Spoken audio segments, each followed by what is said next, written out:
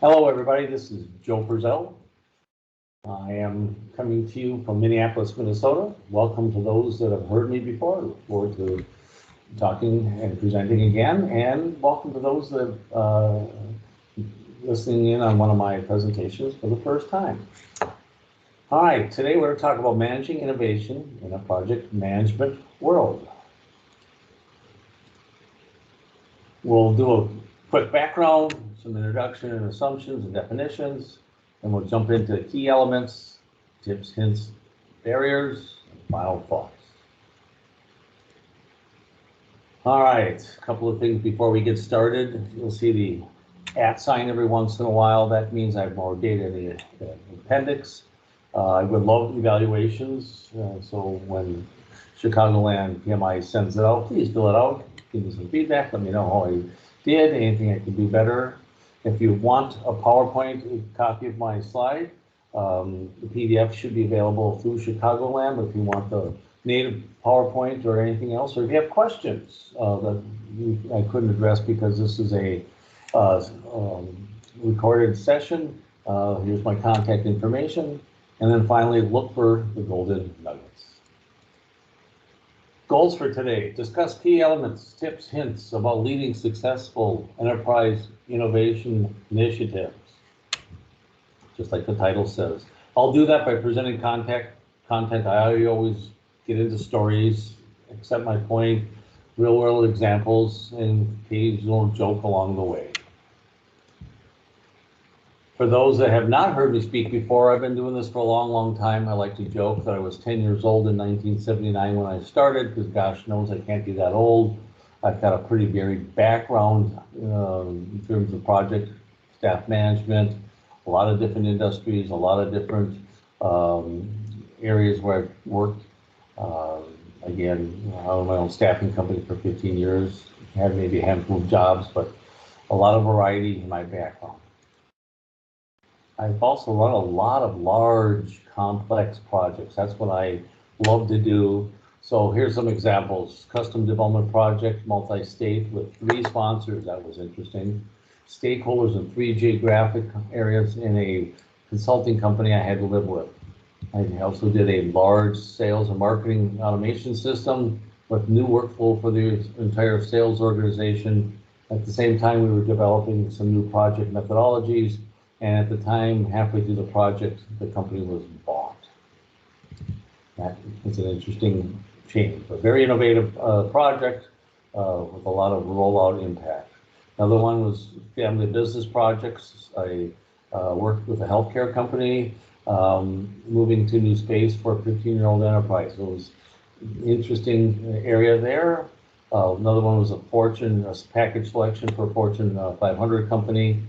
We overhauled 50 years worth of business processes across 10 states. That was a real fun project, a lot of learning experience for everybody. And the last one was assisting the state university to design and implement new PMO processes to improve department output and transparency with culture of independence across the organization. If you ever worked with at least in the state of Minnesota, and a university, they are very independent within each business area. So I also want to point out some of my presentations are the dark arts, 10 simple ways to screw up a good project, no politics, project management, project stakeholders dealing with sleeping giants and saboteurs. I do that because I believe titles market and attract attention, which lead to project success. We'll talk about salesmanship later in this presentation. I also want to warn you, I'm a little irreverent, a little sarcastic, so be prepared for that. And then finally, I focus on the soft skills in project management. That is my thing. Now let's jump into some assumptions. I assume starting up a new innovation effort is not a process. They're accomplished through successful delivery of a project, a program, or a portfolio. I also assume innovation will lead to improved operations processes, customer-facing products and tools. Kind of, duh. Innovation requires out-of-the-box thinking to maximize a project's true potential and optimize financial gain. Innovation causes change or disruption through the enterprise.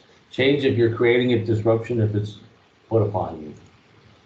I also believe successful journey from start to finish, especially when you're innovating, is never linear, clean, forecastable, or easy. Maybe most importantly, I assume you can't change the way people interpret the situation, an issue, ideals, values, and how they're going to react. I also assume you have a sponsor, because when you're doing innovative things, you have to worry about culture change management. Sponsor often is the key to making that work. I show this slide because in the appendix I have some definitions. So if you hear me throwing out some terms you may not be familiar with, there's a good chance I have 6 or 7 slides in the back that talk about definitions. Disruptive innovation, incremental innovation, and innovation disruptors would be an example of things I'll talk about as we get into the meat of the presentation. So let's dive in. We'll talk about innovation, making the case, the what, the how, and excellent communications. So first of all, what is innovation? Well, let's say what it isn't. A new label on an old product, process, or tool set. Or a passing fad, an idea. I mean, it's an idea or a term to sell a project. It's none of those things. Innovation is something that's going to change for change's sake. Don't, got ahead of myself there a little bit. And it's not change for change's sake. And I love this quote: don't ever take down a fence until you know why it was put up. So some typical descriptors, they all basically mean the same thing. Something original, something new, something novel. So let's take a second here. If you're inclined, take out a piece of paper, start working on a Word document to the side, but list as many differences as you can between an innovative project and what you project, what you project to be an innovative project and other types of projects. So just take a second and do that. Think about what's different as you're kicking off or in the middle of or closing down an innovative project.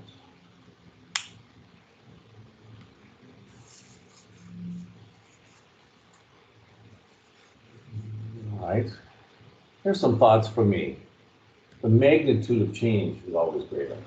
If it's a small project, small magnitude. Big project, but not very innovative, more medium. But if you're doing a big, innovative project, a lot of change. Time to market can be a factor. You got to get there quick. If you're innovative, if you're not there quick, what happens is you might be late. The other thing is the accuracy of information that you can share is not as good. You don't know what the budget is or the timelines or who's going to be impacted because you're still trying to figure that out in an innovative project. Uncertainty in the actual value is unknown.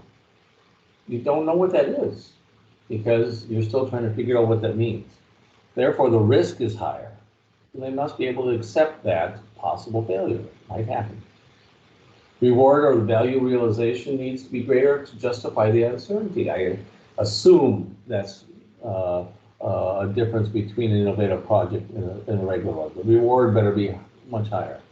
It's also going to be harder to gain buy-in from the sponsors, executive team, those impacted when you're doing an innovative project. Those are some examples. I'm not sure what you came up with, but if you have anything interesting, be interested in an email to me, and I'll add it to my slide deck here for the next time I do this presentation. All right, so making the case. So why do project managers or staff managers or business analysts, why do people need to embrace innovation? Well, I believe the growth and often the viability of an organization can hinge on the delivery of those projects. If you've all heard the story of companies that were going gangbusters and then 20 years later were a non-factor in the marketplace, maybe even gone. Because if they don't have the ability to innovate and grow, if they sit on their laurels, their company's in jeopardy. I also believe that all the folks involved are experts on what they do, not experts on innovating or change management or out-of-the-box thinking or managing a business disruption. That falls onto the project expert. So therefore, you, the project expert, must most often lead those efforts for innovation. But of course, when you're up to your armpits in alligators, it's hard to remember your job is to drain the swamp. Love that quote, because when you're in the middle of an innovative project, boy, there's a lot to do, a lot of people sniffing at you from all directions. So you need to be prepared, you need to be hardened for it, you need to be a good salesperson, which we'll talk about later, you need to be well organized and very, very good communicator. So let's talk a little bit about the what. We'll talk about know the people that can impact your project, know the organization type you're working in, encouraging an open mind and your support base. So this might be the most important slide in the whole deck. In my humble yet accurate opinion, innovation is about driving and directing the 20% who embrace change and disruption to deliver the results you're looking for.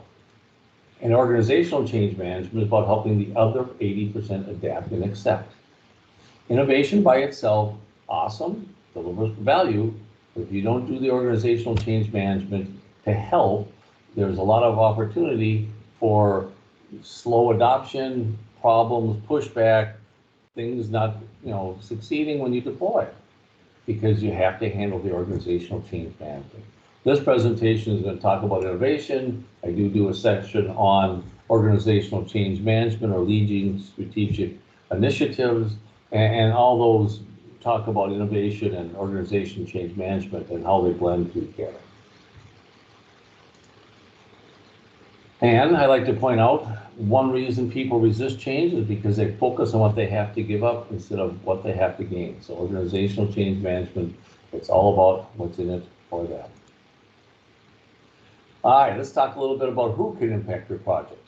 We'll talk about who they are, how they fall into the 20 or 80%, and what role they will play in respect to your project. So what I love to do is also talk about the relationship you have with each one of them. It's not just important to know who they are and where to slot them, but what kind of relationship. We'll talk a lot about that as we go through that.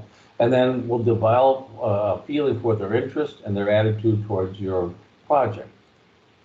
And what I would love for you to do is take another moment, name as many people on one of the projects you're looking at that you might want to consider innovative or something that you can think about, but who are the people in your project? Think about them. You're going to put the folks that are in your charter, you're going to have your sponsor, you're going to have the end users that are going to use the new system, but take a moment and think also out of the box. Who are some of the other people that maybe not involved in the project from day to day? Because understanding all the people who can impact your project is huge. Here's an example. Admin assistant to the sponsor. If you want to get access to that sponsor, especially if they're a very senior person, you better know that admin assistant. How about some vendors? Sometimes you're working with somebody and they're an external vendor. How about if you have stakeholders with competing projects? Oh my gosh. If you're doing a lot of purchasing, you care about that. What about security, legal compliance, inspectors, any of those folks that have to approve something you're doing? All right, those are just some examples. So don't just think of the folks on your project team or folks that are subject matter experts. Think about everybody that has an impact on this project or can be involved. And here is something I like to talk about. It's an identification stakeholder. You can see the bottom here if you want to get a lot of detail on this. I also do a half-day workshop on stakeholder identification using this model. And what it basically does is it says, how much power do they have? What's their attitude towards the project? And what's their interest in it? So you can go anywhere from I don't care about the project, I don't have an opinion about it, I have no attitude, and I have no power, all the way to I have a lot of power, I am highly interested in how this project will turn out, and I have a positive attitude. That typically is your sponsor. Awesome. Any other senior executives that have power, or maybe it's somebody that's a end user that's got a lot of influence in the environment. And you also want to take a look at anybody else with power, the sleeping giant, the time bomb, and the saboteur. Knowing where they lie on your stakeholder chart, and again, I have a little handout that'll have a sample Excel spreadsheet that you can use for slotting these people. But knowing where they lie on this will help you understand how to deal with them. So let's talk about the different nodes, the different corners of the grid. So you have the low power folks that have different varying interests and attitudes, but let's take a second and talk about the high power folks, the sleeping giant, the savior, the saboteur, and time bomb. So what do? Now what you do is you think about how can you involve them? How can you influence them? Those high power folks, you want to involve them in the project. If it's their idea, or you want to get them to at least be okay with the idea. And the ones that are no power or no interest, you may want to ignore them because they're just not that important. They can't get at you too badly, or you isolate them and figure out how to separate them, roll them off the project if they're not a supporter of the project and they have no power to stick their nose back into it. But again, I like to talk about the positive way of handling things. So you influence and you involve them. I like to call this the I-4, and I love where that line is between the two of them. Do as much influencing and including as possible. So let's talk next about knowing your support base. You'd love to have enterprise support. The management sees the value. Maybe it's their idea from the first place. They can help you by moving things forward without the analytics and the evidence. If you already know that there's opportunity for benefit, and a lot of times analytics will support that, but a lot of times in innovative projects, you have no analytics. You can't prove it. I worked on a project for a healthcare system where the marketing department was saying if we could find out the most valuable doctor, and I wanted to connect their clinics and their emergency ER areas to their hospital stays, because the doctors that refer patients to the hospital generate more profit for the organization. So they wanted to do an evaluation of that. So we did a little skunk project. We created a Access, yes, Microsoft Access, and we proved that we could link the two systems, because at the time, this was 7 or 8 years ago, the organization didn't have a completely integrated system. They had different IDs for patients, depending upon if you're an ER patient, a clinic patient, or a hospital patient. So we used fuzzy logic matching to find out who was referred to the hospitals, and then we connected the doctors as part of that process. And we did that because we then proved that it worked. Now you hit enter and waited 5 minutes for output, but that led to a SQL Server version of the same project, which led to a purchase of a integrated system that allowed people to do the analytics across the organization. But without management support, we couldn't have done that proof of concept. They can also help you with brainstorming. They can help you build the business case. They understand the right words, who needs to get involved, who needs to buy off, how to come up with the ROI involved in the project. The other thing you can do is team support. The folks that are helping you with this innovation, they can also help with research and brainstorming. They can also help with the business case.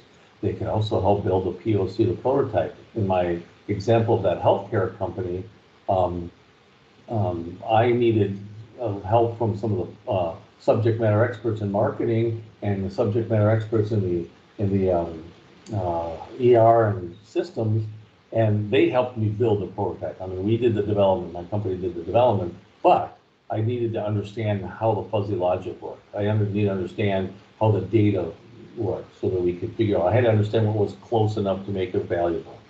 In which case, they donated their code free time, which was awesome. So if you can get team support, they can help you push it up. If you get enterprise support, they can help push it down.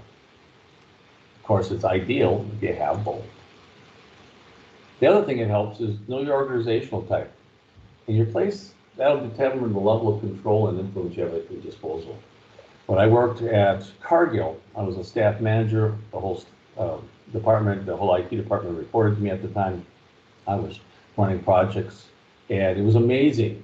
It was amazing how staff managers, project managers in a strong matrix environment have greater project success, especially when it comes to innovation. And why is that? Well, my opinion, if not most, if not all resources work directly for me. I did their review. The place I'm at now, I have no control over their annual review and evaluation. I have to use nothing but influence to get things done. But when I was a staff manager, or sometimes if you're a strong matrix or project environment, you actually get feedback, get to provide feedback on those workers.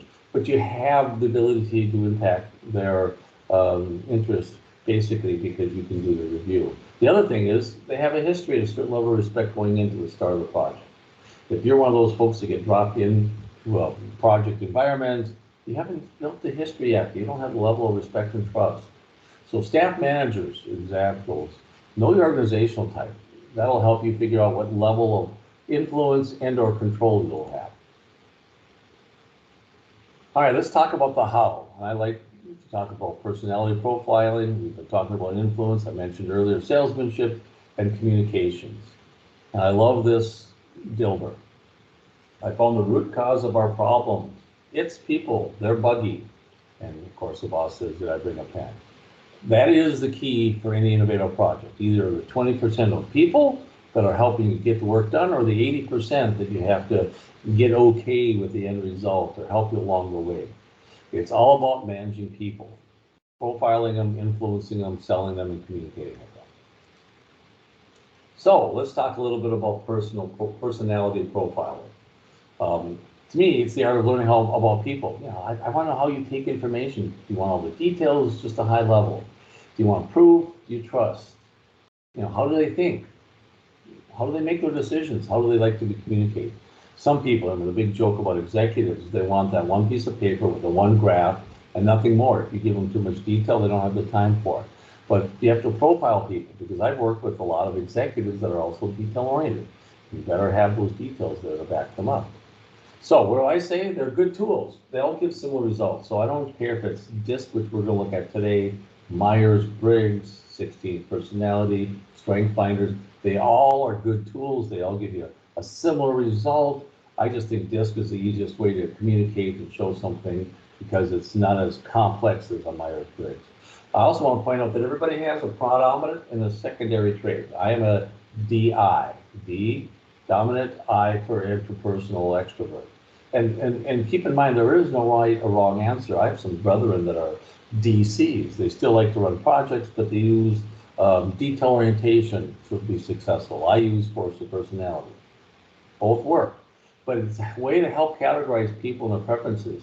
But also keep in mind, you may have to adapt your communication style to them. You also have to recognize you might profile somebody incorrectly.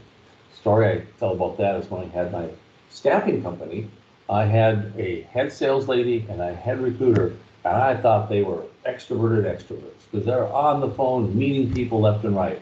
I had a company outing, I get up, I say a little BS, I say, Steve, do you want to say something? Steve shakes his head, says, not a chance in your life. Sherry, you interested? Nope, not interested. Turned out they are introverts. They like to talk one-on-one with people. They are talking all the time. They're connecting with candidates or clients one-on-one. Or I like big groups of people. I love the more the merrier. You put me in a big room and I'll just bounce all over the place. And they would sit down and get to know somebody really well. So they'd spend more time one-on-one, and I would spend it one-on-many. And I didn't think of that. I didn't know that till the first time I asked them to do public speaking at a company outing. So you can be wrong. Just when you find out your evaluation is incorrect, pivot and adapt. Here's an example of this profile, DISC. Dominance, emphasis on results. Influence, all about relationships. Steadiness is steady, repeatable. Conscientious is the detail-oriented folks.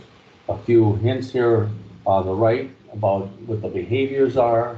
Again, most folks on this call are going to be a DI or a DC. I've seen some DSs, I've seen some ISs, but most folks that run projects tend to be dominant. And then the question is, do you do it with steady, repeatable process, which is probably 5% of the folks? Do you do it with personality and influence, or do you do it with detail management? I've seen all work. It's just your style. Here's my DISC profile. This is the old style. This is from 2013. This is from 2020. Basically stay the same. I'm on the outer edge of the D and the I. Here's the same thing, outer edge, D and I. No S, no C. Here's my strength finders. I am not strength finders. This is my Myers-Briggs. I'm an ESTP. When you read the details, which you guys can do if you like, you'll hear it says the same thing. I'm a high energy, go get 'em, optimistic, let's take charge type of person.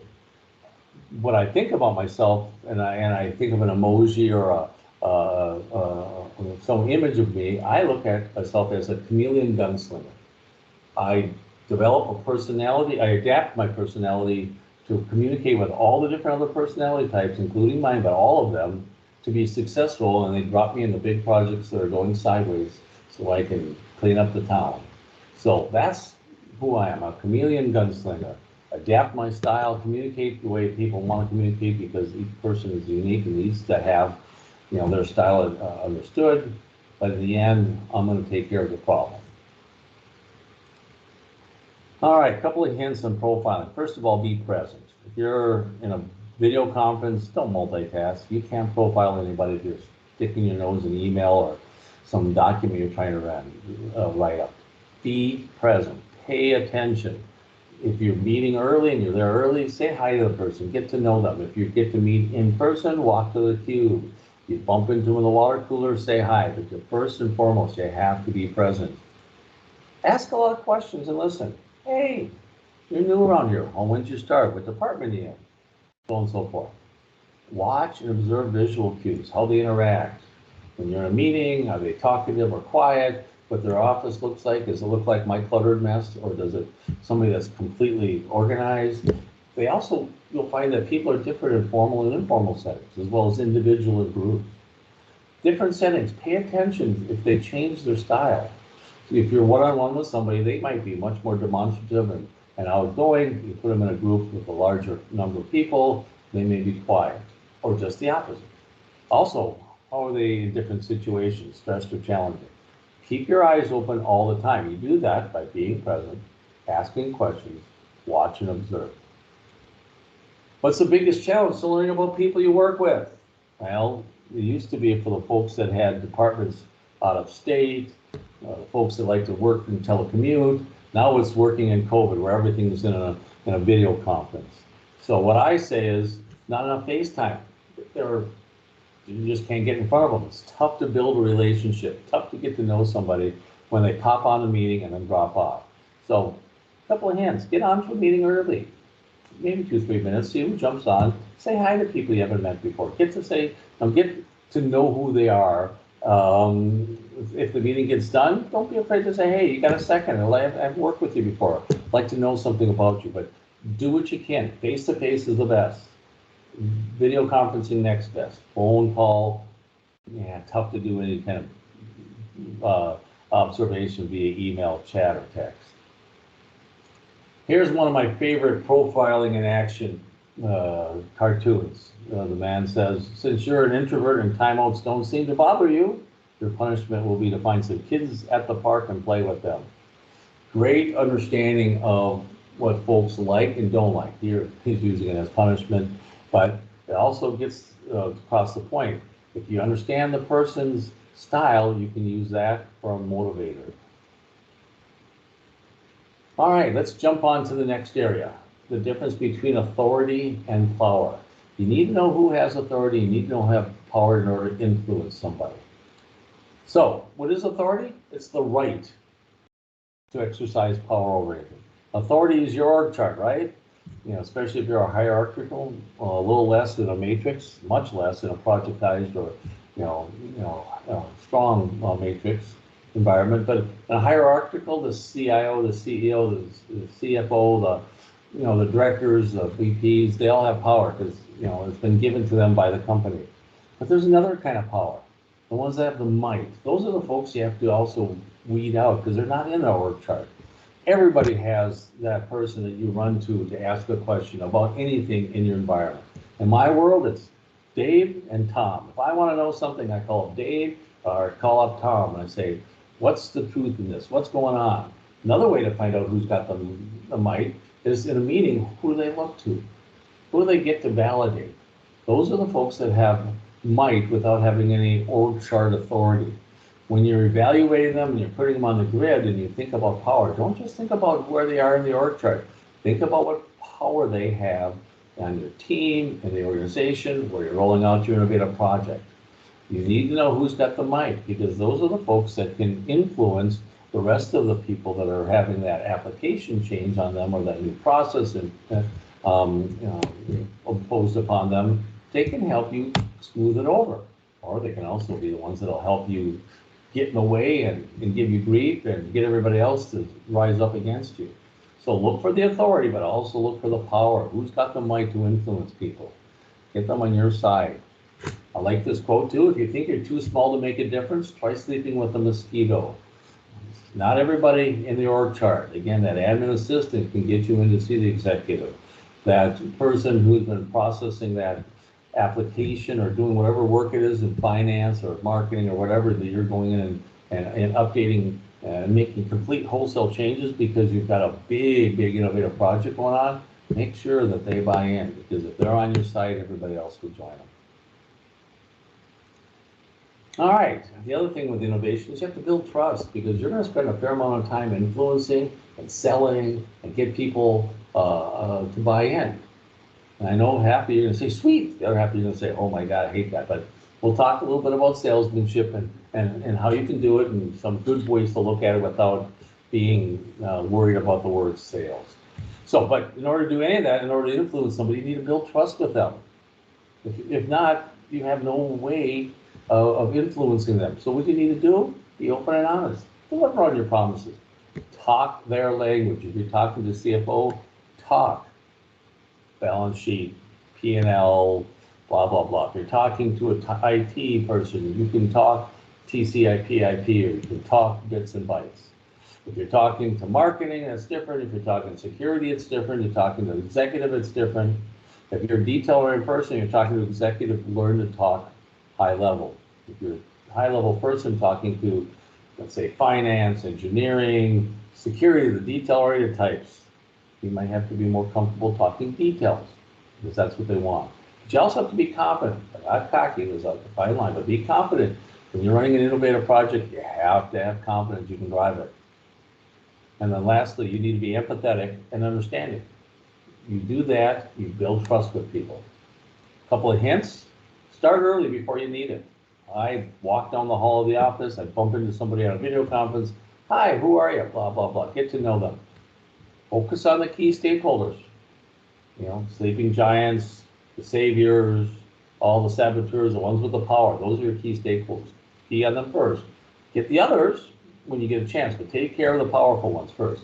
Utilize involvement. I'll say that a lot in this thing. Get them involved.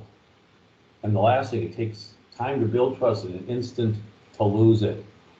And here's another good quote: you cannot build a reputation on what you're going to do, so you have to do the work first. You have to build a relationship, you have to deliver on your promises, you have to do the work. Without that, you don't have the trust of the other party. So let's talk about influence. The definition of influence, as I pulled it out of, I think, Wikipedia here, the power to change or affect somebody or something, the power to cause change without forcing them to happen. The key there is without forcing them to make it happen. If you have influence, but you're not a power player, you have done something good to build their trust. I love this quote here. If you're an agent of influence, the definition of that is an agent who uses his or her person to influence public opinion, decision-making, produce results beneficial to a country. Change the public opinion or the agent to a project manager or beneficial to the project, and you get something like this: an agent who uses their person, his or her person, to influence a project team and or decision-making process to produce results beneficial to the project. You want influence as a project manager so that you can help derive results beneficial to the project. All right. Who are the key resources on a project that need to have a high level of authority and or influence? Think about it for a second. Who are the two most important people? Three, if you include a third one, I'll throw at the end. Number one, sponsor better have a high level of authority. Number two, project, program, portfolio manager. Whoever's running the project. They better have influence. And then the lead SME that's on your project team and is excited about the project, they better have some authority as well. All right, let's talk about salesmanship. Everybody's cringing because they think the used car salesman, but let's talk about it for a while and why that's important to you. Us I's instantly go into salesmanship, the high C's, the S's, this is not your thing, but this slide is all for you. For me, this is second nature. For the rest of you that are not extroverted extroverts, let's talk about salesmanship. So, everybody's in sales. I love this quote from Winston Churchill. My most brilliant achievement was my ability to persuade my wife to marry me. Everybody's in sales. You either have employees, you have bosses, or you have kids, or you have a spouse. Everybody's in sales. Just think about your kids. They come and they want something, they're going to sell you on it. Just think about if you're a staff manager, employees want something. You want something from your boss. Everybody's in sales. So let's talk about it. When you're running an innovative project, you need to promote the cause. Of course, the cause is your innovative project. And you do that with salesmanship. Two ways to do it. Appeal to the head. Let me talk about the logic. What's all the facts? Appeal to the heart. Hey, I could use your help. I think this is a great idea. I need your help. Can you give me some help? The other things we talked about before, do you do top down from the executives or do you do bottom up from the staff? Both ways you can promote and sell it. If the staff is all on board but management's balking, get them to push it uphill.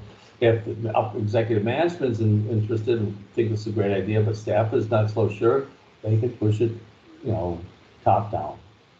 You also have to be able to provide, prove without analytics or evidence. If it's innovative, there's no beaten path.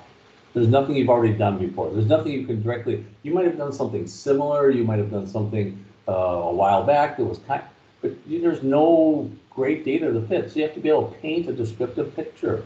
Or, like I mentioned earlier, develop a POC or a prototype. I work for a company that does something called Innovative Days. For 2 weeks, you get to work on something that's not your normal day job. You propose an opportunity and you spend, pick 20 hours over 2 weeks coming up with that deal that you can get, that project. And then on Monday, which is literally today, Innovative Days is today at my company, you present it to everybody. So therefore, you can do a POC or a prototype. And a lot of neat things come out of that because out-of-box thinking, it's not in our, product roadmap, it's not our, project list, but somebody's got a great idea. They'll develop a POC and a prototype, and you can use that to show everybody else the benefit. The other thing in the sales world, and you're going to cringe again, a lot of you, sell early, sell often, sell everybody. Also known as always be closing, ABCs of sales, always be closing. You always need to tell what's in it for them, find out where they are, who they are, personality profiling, stakeholder identification, so you can find out what's in it for them. So you can sell them early, sell them often, and make sure they understand the benefits to them. All right, let's talk about innovation and its cause, how it causes change. You have to show the benefits are worth the cost of the risk, because I've got this new thing that's going to fold down the stream, and someone that's got a steady, repeatable job, like keeping the operations in the data center up and running, security processes for onboarding new employees, HR processes for whatever, getting payroll out, getting accounts payable handled. If you do something innovative, you're causing change. And change makes those folks all nervous because change often causes issues and problems in their business world. So what you need to do is recognize what's in it for them, and be clear. Sometimes what's in it for them is a retirement, or transfer to a different department, or a good letter of recommendation when they roll out. Because I was working about 10, 15 years ago in a company that did a lot of manual data entry, and my job was to come in and integrate some information that came from outside sources into our system, replacing the data entry clerks. Now, the folks that have been in data entry, been there a long time, what was in it for them was good retirement benefits. It's just the way it happens. I did a project where we were bought by a company moving from Minneapolis to Omaha, what's in it for them is a good referral letter, because none of them wanted to move to Omaha, as it turned out. But you have to figure out what's in it for them, even if what's in it for them is not the same as what's in it for the folks that are going to stick around later after it's done. So think about the management, think about the team that's developing it, think about all the folks that are downstream, anywhere downstream. And remember, some of the old school types that don't like to change. They don't like to change because A, they'd like to say, because they don't recognize the benefits, but they also like steady repeatable, because steady repeatable doesn't break. So what's in it for them? Find out what's in it for them.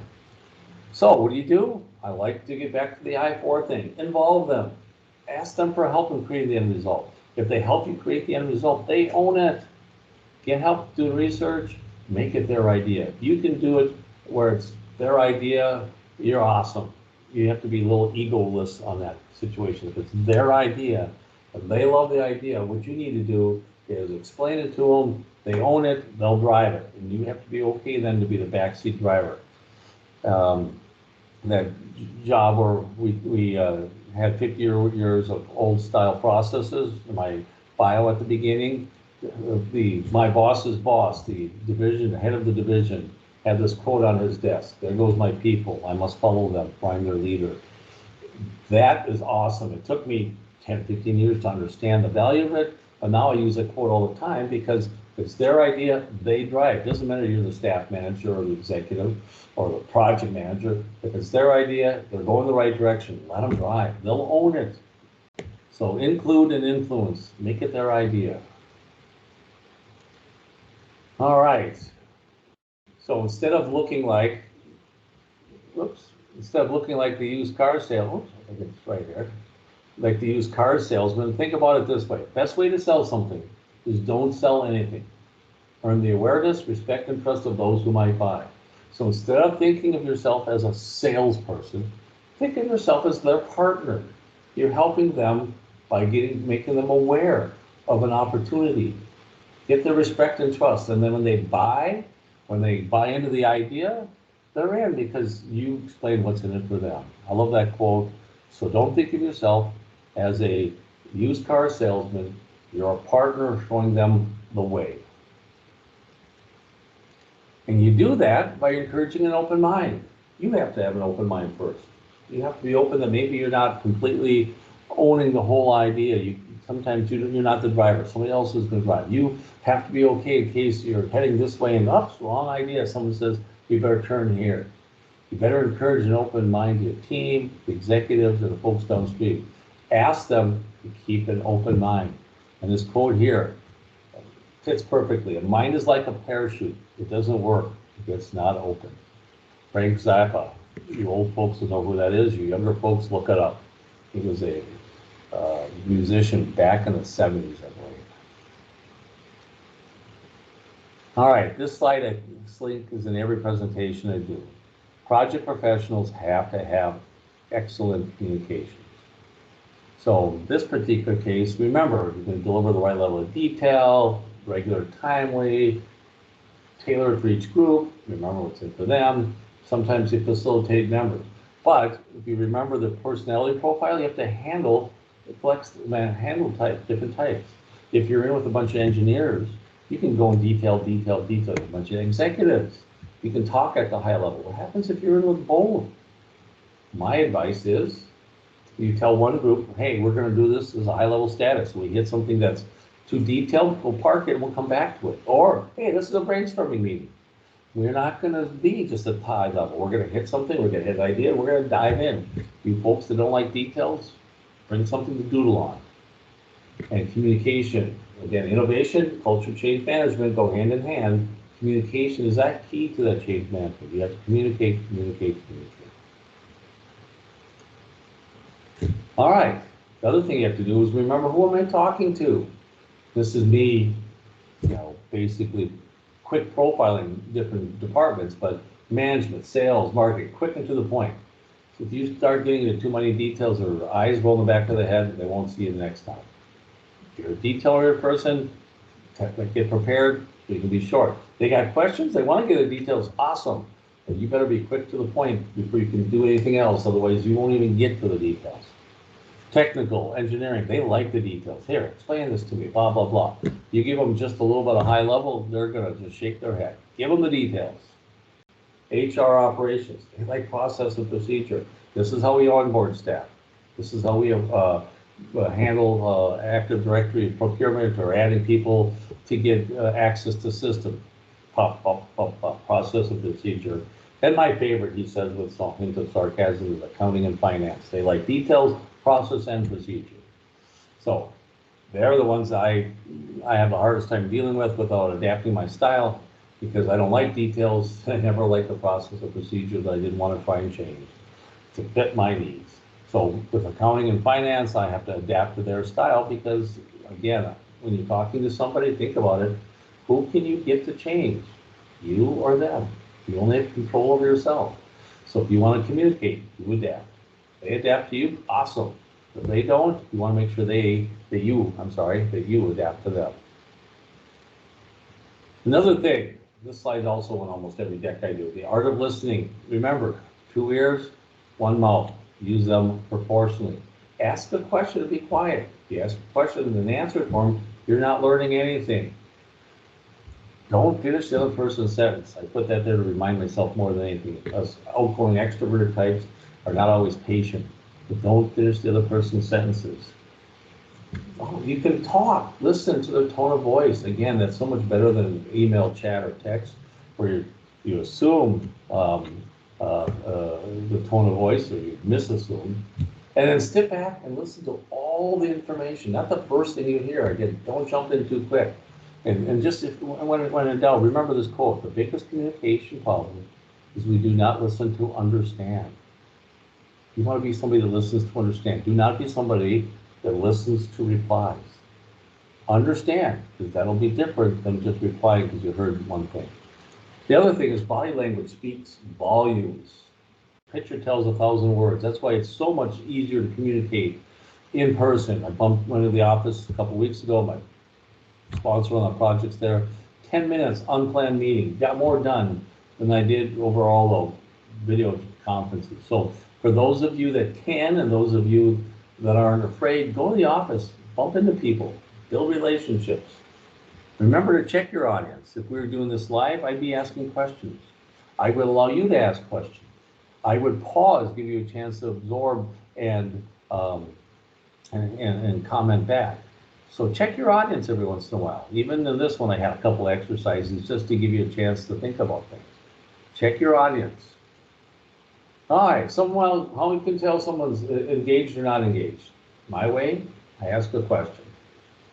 If I'm happy with somebody, I'll say, hey, Julie, what do you think of this? Great, blah, blah, blah.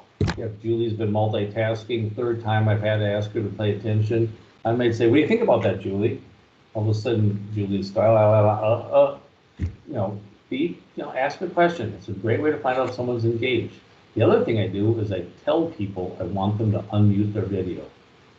If you're in the habit of muting your video because you multitask, A, be present, and B, get engaged. Unmute your video. Encourage them to unmute your video. Yeah, body language, their facial expressions. Picture tells 1,000 words. All right, here's Cotter's 8-step framework. Well, mine is more touchy-feely. This is how you do it. This, if you're interested in a more detailed approach to create, build, form, enlist, enable, generate, sustain, institute, and then keep going, this is a much more academic, mechanic approach to innovation. It's awesome for those that would like to take a look at it. I don't repeat it here because they do a nice job online, but don't be afraid to check it out. All right, we're into the last section here. We're going to talk about tips and hints. So, first one, initial concept may not look like the end result. I like this road. That's the way innovative projects run a lot. You think you're going this way, and then all of a sudden you're going a different direction. So you have to prepare for it. The goal is still the same. I'm looking to bring this business benefit by doing this thing. But how you get there and how it looks like, the details may change. Communicate that to anybody ahead of time. Hey, we're not locked in here. We may have to pivot. We may have to adapt. Make sure your sponsor knows it, your team knows it, the folks downstream know it. If you're locked in and the people downstream think, oh my God, it doesn't matter what I tell them, if this goes off the rails, they're gonna keep going, then they're not gonna tell you the problem, they're gonna let you fail and then say, I told you so. Communicate ahead of time that, hey, this is the way I think we're going. Love your input, make sure we find out if there's a problem ahead of time. For those of you that are PMP or are, formal about things, yeah, if you do an innovative project, you may want to document that the initial concept may not look like the end result. Document as a risk. Another one is the process to complete may not be normal. Another example, here's your plan looks like this, but in reality you have all sorts of bumps and on the line. And I don't care if it's agile, lean, startup, waterfall, prototypes, I don't care what your process is. It doesn't matter. Whatever your normal might be, be ready to adapt. I don't care if you're process heavy or do it and document later. Be ready to change. Be more diligent than normal managing risk. So again, document the risk. Innovation will cause change, disruption to the enterprise. I call it change. The people downstream will call it disruption. So plan for organizational change management, formally and informally. Formally by having an OCM plan, getting people involved, communication plan, talking about the benefits, rollouts, feedback. Informally talk to people about the benefit and get them on board. You have to be good at influence management or the rank and file and make sure they rank and file will care. You gotta remember the benefits and they're different for different people. Start early. I love that. Sell early, sell often. And again, if you have disruption, document it as a risk. No, not everyone's excited about change or will have an open mind. So what do? Recognize that easier for some people to buy in. That 20% real easy, that 80%, you have to convince them. Large proportion of the population. Decide if influence involved. Again, if you need influence involved, you need that no matter what. Isolate and ignore is plans in B, C, D. Get them committed to the project by influencing and involving. And again, document it as a risk. The other thing is you have to validate everything. So how can you tell when a team member isn't telling the truth? Think about it for a second. For those who've heard me speak before, this slide's in a lot of my presentations. I say their lips are moving, and it's not because they're telling the truth. Story I tell here is I had a developer working for me that was a .NET developer but wanted to do something in Java. Picked out a 300-hour project. I can get this done in 400 hours with the new language. I said yes, off we ran. 400 hours later, we weren't done. We weren't even close to done. Did that person tell me a lie? No. They believe optimistically. The key there is I didn't validate it. I could have still said yes, but instead of having the next project start a month late, I would have known to budget more time for it. So don't take everything for face value. Validate anything important to your project. Be careful of assuming, oh my goodness. Sponsors may say they want creative ideas, but how do you confirm that? Team may say they're on board, but how do you make sure that they'll put the extra effort in? Validate everything. So what do? Ask clarifying questions. I like to say, get curious. So you say you're in, great. Will you help me develop the POC? Will you help me brainstorm? I heard you've not been talking much lately. What are your thoughts? Confirm in writing. Open to somebody in the hallway. You have a little hallway conversation. When you get back to your desk, hey, glad you're on board. Thanks a lot. Appreciate it. I'll invite you to meetings going forward. Let me know if anything pops up. Sometimes you hear things and you heard it wrong. Confirm in writing. Just be polite and say, hey, this is what I heard. Play back what you heard for confirmation. Awesome. And then ask the question again in a different way as often as needed. When I was a recruiter, I heard people, oh, I need 100 grand, but they also cared about, let's say working remote, a good work environment, chance for growth and opportunity, good boss. And what would happen is I would get done interviewing them and I'd say, so would you take a job that's close to home, great work environment, great boss, great benefits for 80 grand? It was amazing. 70, 75 people would say yes.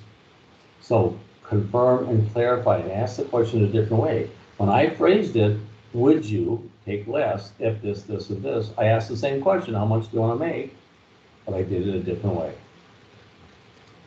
So, how can you tell a sponsor, executive, SME is not telling the truth?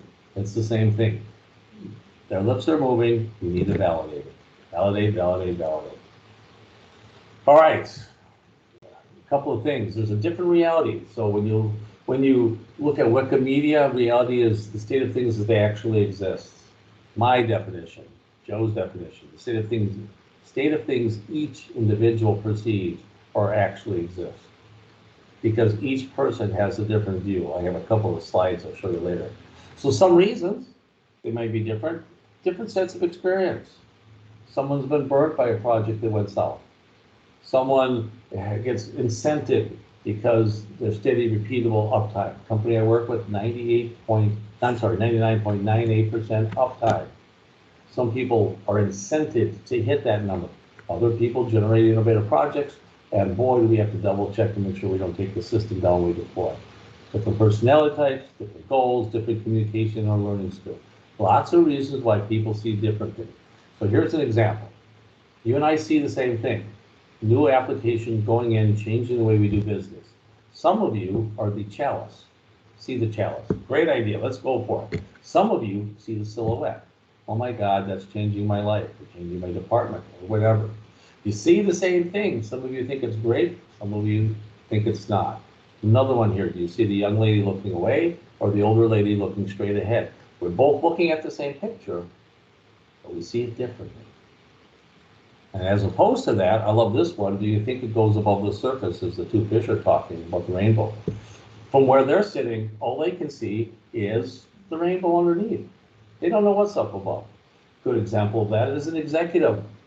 They may know more about the enterprise, across the enterprise, all this stuff that's going on. And then there's people that are in the trenches doing the work. They see different things. So one group may be all excited because of where they sit, and others say, oh, well, this ain't gonna work. They're not able to see the same thing. So different realities. Next, be proactive. Think ahead. Take some time. I had a boss that would take his yellow pad and his pipe, and he'd go down to the smoking area in the building, and he would just sit there with a blank piece of paper and say, what might happen next? Awesome. Think ahead. Take some time. If you're always in the weeds, you're always in the trees, you don't see the forest. Take a step back and think about it. How are you impacting the organization? Who have I talked to? Who do I need to get on board? How can I influence somebody? How can I involve somebody? And never, never, never, ever, ever assume all is good.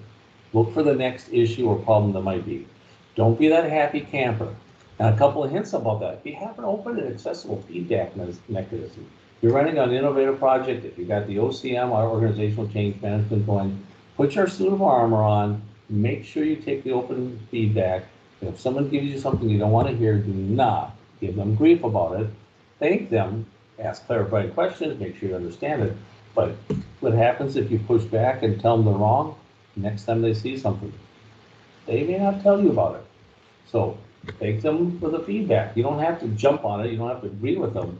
Make sure you understood it and make sure you thank them for the feedback. Because sometimes telling somebody that the emperor's clothes or the baby's ugly is, you get a lot of pushback. So if someone's brave enough to say there's a problem, listen to it. Take the time. Pay attention. All right, last slide here. Summary slide. Be prepared to be innovative in all aspects of how you work the project. In other words, your PMO may say this is the way we run our project, but if you're doing something innovative, you know what? You know, some of those steps may not make sense. Some steps may be more important, but be innovative in all aspects. Not everybody thinks they act the same. Personality profiling and sphere of influence. Think about that. Assumptions and risks are your friends. Pay attention to your assumptions, share them, get feedback, so assumptions can turn into project givens. Manage your risks, know them, and manage them well. Ask a question, validate everything important to project success. Questions is my number one tool in my tool belt, always is ask a question and validate. Most important thing you can do. Gain as many converts as early as possible. Again, don't shrivel at this, but sell early, sell often, sell everyone. So always be closing. Communicate, communicate, communicate. That's the same job for everybody at every project they're doing. Be a very effective communicator. If that's a weakness of yours, you better fill that in, both verbal, written, small group, one-on-one. Be a good communicator. Make sure you can talk their language and the way they can understand. And if you only remember 3 things, enlist the 20, help the 80. Reality is relative. Remember what's in it for them. Help others own the idea, I 4. And then my last quote, be decisive, right or wrong, make a decision. The road of life is paved with flat squirrels who couldn't make a decision. If you're involved in an innovative project, you're in. Got to do it. You need to be decisive. If you vacillate back and forth, that project won't go anywhere and you get run over and you'll be a flat squirrel. So with that, if you have any questions, if you have any feedback, I would love to hear it. You can email or call me, catch me on LinkedIn. I'm not sure what the profile or the process for questions through the platform for Chicagoland. If once I figure that out, if that's another way to communicate, great. But if you have any questions or you want the deck or anything about this presentation, don't be afraid to reach out to me. As well, there's all the topics I speak on. If you're interested in seeing the deck for some of these other opportunities, I'm more than happy to share them. If you want me to come and do a presentation for you, your organization, your chapter, whatnot, love to do it. I do this as a fun thing. It's my way, again, the extrovert that I am. With that, we're all done. I appreciate everybody showing up today. And I hope you enjoyed it. I look forward to the feedback. Thanks, everybody.